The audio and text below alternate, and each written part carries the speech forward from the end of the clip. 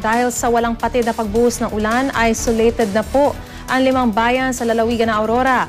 Binaha ang mabababang lugar doon habang kabi-kabila naman ang pagguho ng lupa sa mga bundok. At kaugnay niyan, makakausap po natin si Engineer Elson Egargue, pinuno ng Provincial Risk Reduction and Management Council ng Aurora.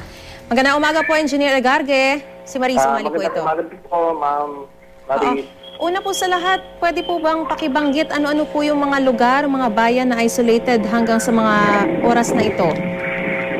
Yung bayan po ng Dingalan, hanggang ngayon po ay not passable pa po sa parteng south nila. Tapos dito po sa Baler, yung amin pong Canley Road at saka Pantabangan, not passable pa rin po. Ongoing po yung operation ngayon ng DPWH.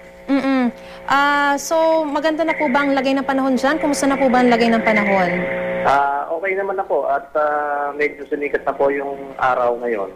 Okay, so mas madali na po yung isinasagawa niyong operasyon? Yes po, ng DPWH po. So, sa 5 pong sinabi niyong bayan na isolated, yung Dingalan na lang po yung not passable or lahat ng 5 hindi pa rin passable hanggang sa mga oras na ito? Yung Dingalan po ay hindi pa rin po napupuntahan yung parte po ng hindi pa po nadadaanan yung parte ng Ibona Bridge hanggang ngayon. How about the other towns po, sir?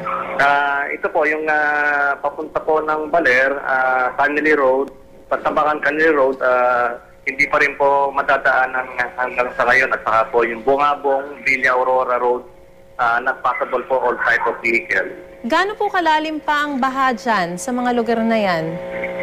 Dito po sa Baler ay hanggang Baywang pa po ang lalim ng tubig. Dito po sa Sitio, Gab-Gab at Barangay Buhangin. Okay, so may mga inilikas na po mga residente at kumusta po ang lagay nila ngayon?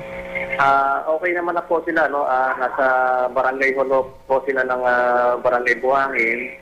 At yun po, nandun po yung ating mga evacuees na nilitas. Meron pa po bang mga karagdagang pangangailangan, yung mga evacuees natin doon na gusto nyo pong isahin papawid?